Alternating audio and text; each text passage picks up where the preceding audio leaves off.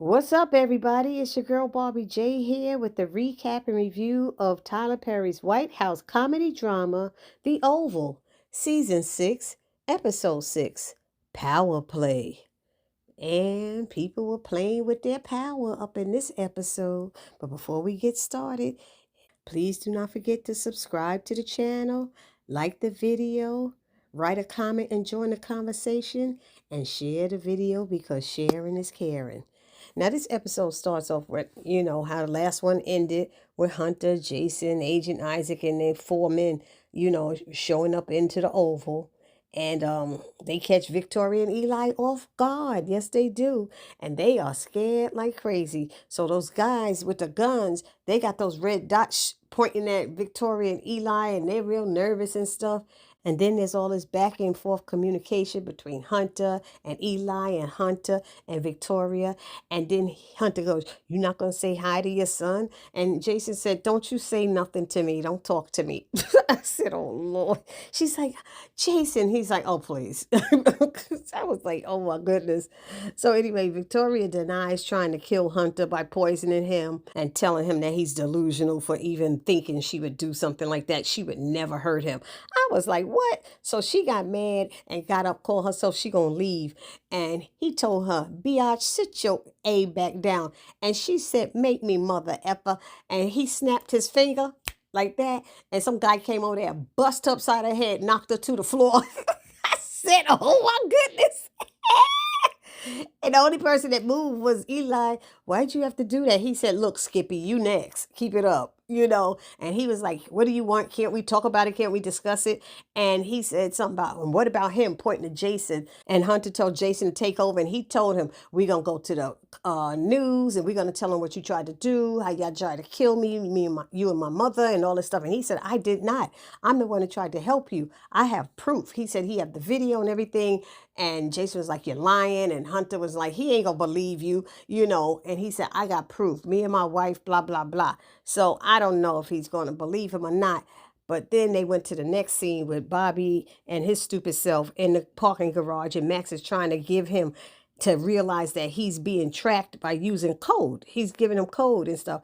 And so he uses his relationship with his ex-wife, talking to Bobby, saying how she used to have somebody follow me and they track me and all this stuff. And Bobby is like, with his attitude, "So what? Why don't you tell me what you really want?" And he's like, "Dude, come on now." So he finally had to physically show him while talking and start touching himself. And Bobby started looking through his pockets like with an attitude and stuff. And lo and behold, he found that he was being tracked. There was a tracker on him. So they leave the parking garage, go into the White House, and they at that security desk, and who's there but Kyle?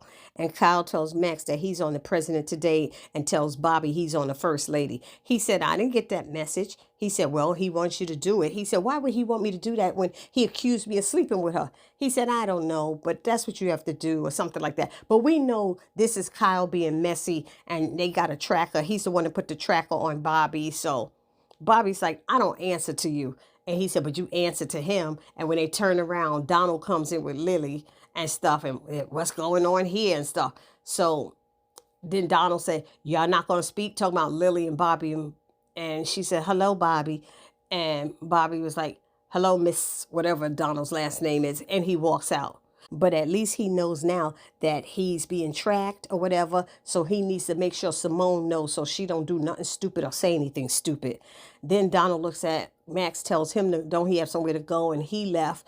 And then he tells, Donald tells Kyle to let him know when Sam comes in. He wants to see him first. And I told y'all last time, I don't think that Donald actually called Sam.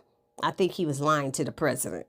Anywho, now we have Max showing up to the Oval's front door, and Agent Kane is there, and they face off right there, going back and forth with some little commentary between each other. I don't know what it is, but I don't think Agent Kane likes Max and vice versa. So Agent Kane finally leaves and goes home, and then Priscilla walks up wanting to see the president, Eli. to get permission to go up there and talk to Hunter. So Max doesn't let her in, and she's letting him know how professional he is, and he lets her know that he doesn't think that she's professional.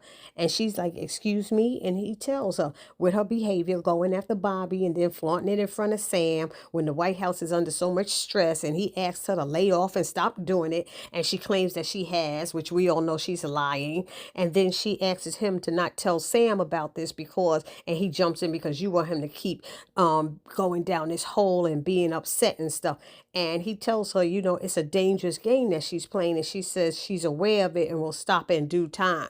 So he's like, yeah, okay. So then she sits down and says she's going to wait to go in there. Then Donald walks up with Lily. Max doesn't let him in either, saying that the president doesn't want to be bothered. And then Donald turns around and said, oh, you remember my wife, Lily?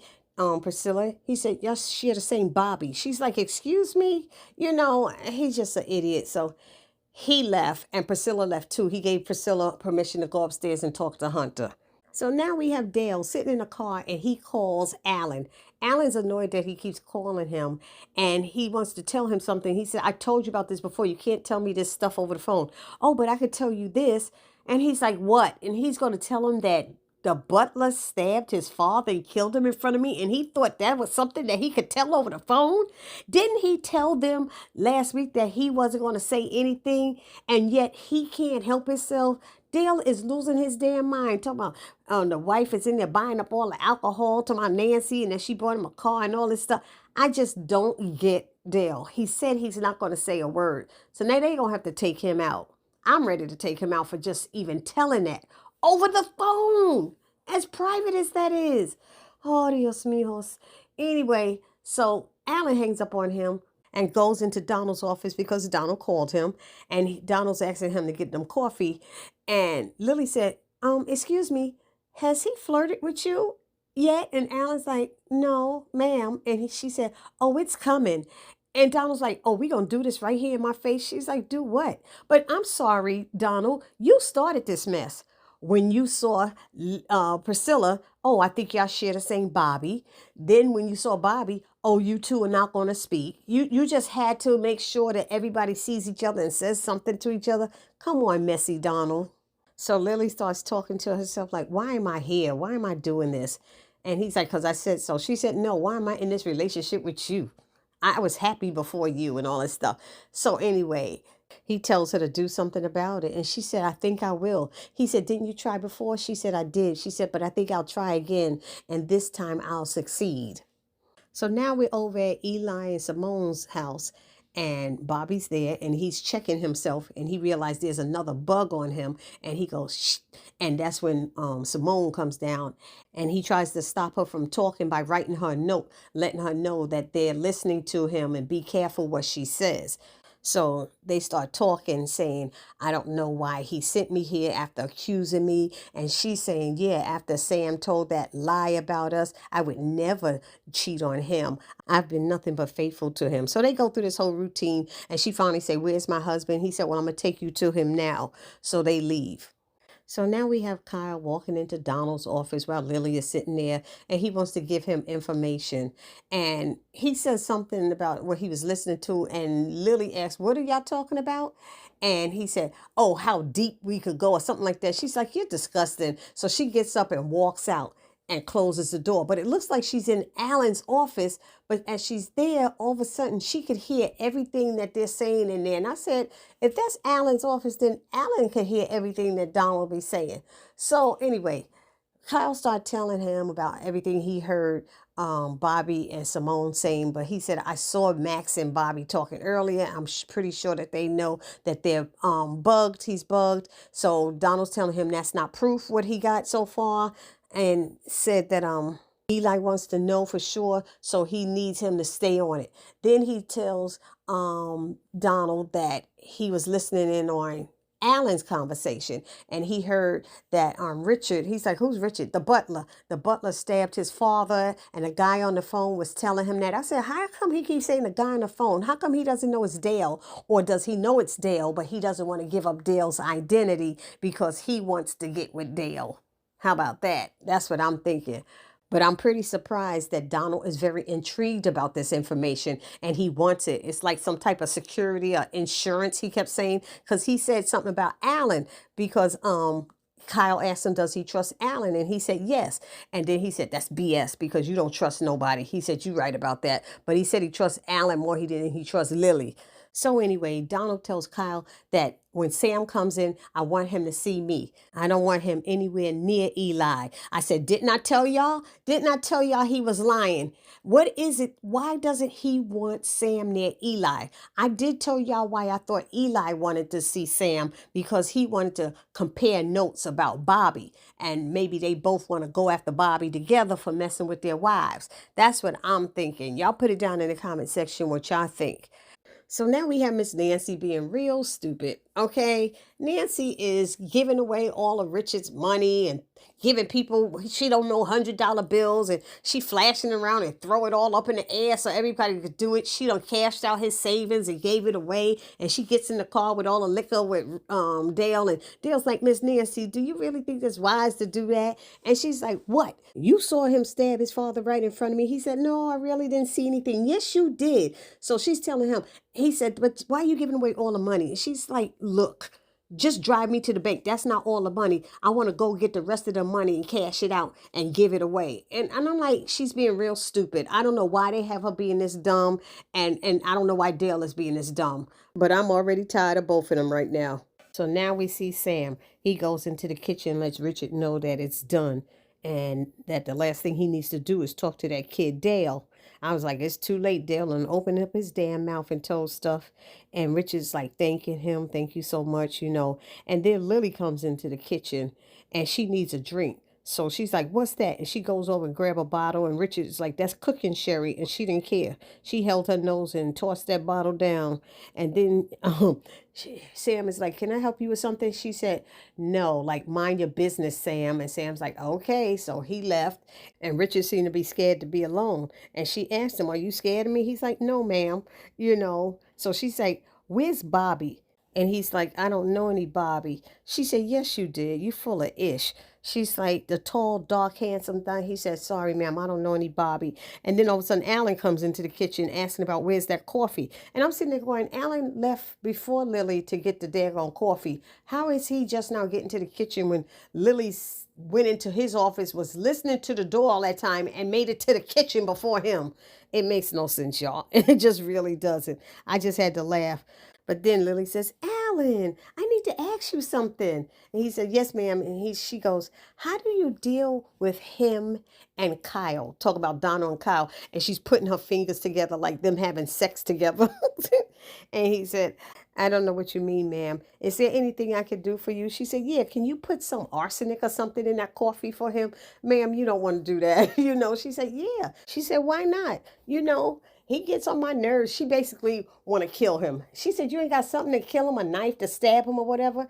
And Richard is just like listening and looking real strange and stuff. I thought she was going to yell out that she heard what they said Richard did, what the butler did and all of that stuff. I thought for sure she would tell. But instead, all she did was tell Alan to be careful. They were talking about you. He's like, man, what was they saying? She said, just be careful and watch your back. Basically, they're talking about you and like they might do something to you. He's like, thank you, ma'am. Then he and Lily left out the kitchen. And so now we have a Sharon sighting. Yay, Sharon is back. Did Sharon have a baby in real life? Did that actor have a baby? She looked a little thicker or heavier in the face and the legs. I don't know. Maybe I'm imagining it. Somebody put it down in the comment section.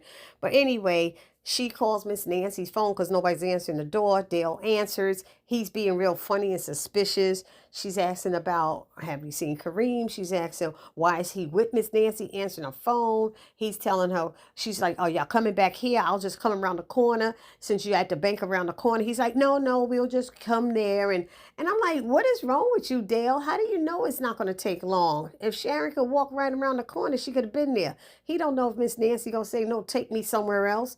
So let's see if Dale even tell Miss Nancy that Sharon is at the house waiting for her. You know, hopefully she will. But he was very elusive, wasn't telling her what's going on.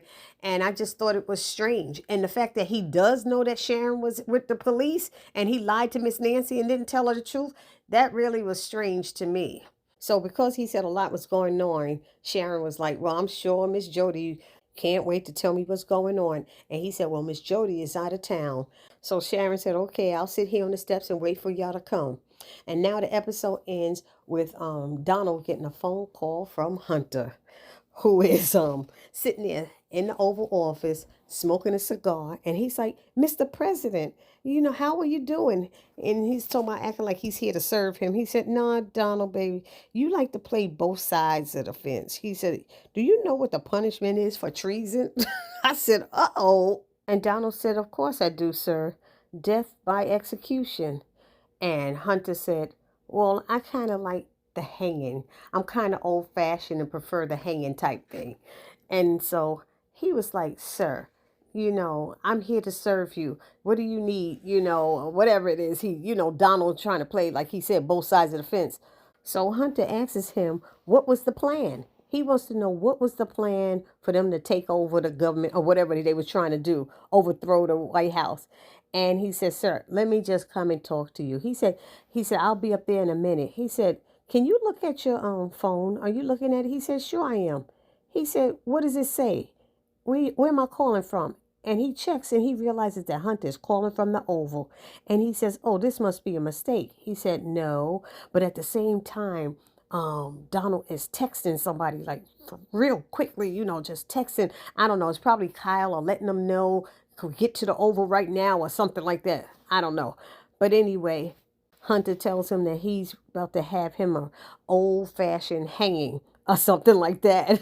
I said, oh my God. And then he says, sir, and he hangs up on him. And then you hear Hunter goes, let him go. And you see Victoria and Eli, you just see the bottom parts of their body kicking and ferociously, they being hung right behind his desk in the Oval. I said, oh my God. But I'm sitting there going, somebody please tell me, where in the world is Max during all of this? Why hasn't he checked in since taking over for Agent Kane and at least letting Eli know that he's out there now by the front door or seeing if there's anything that he needs? This is so weird that he hasn't checked in. But that's how this episode ended. Y'all let me know what y'all think about it in the comment section, and I will see you all in the next video. Please do not forget to subscribe, like, comment, and share because sharing is caring. It's your girl Barbie J saying peace.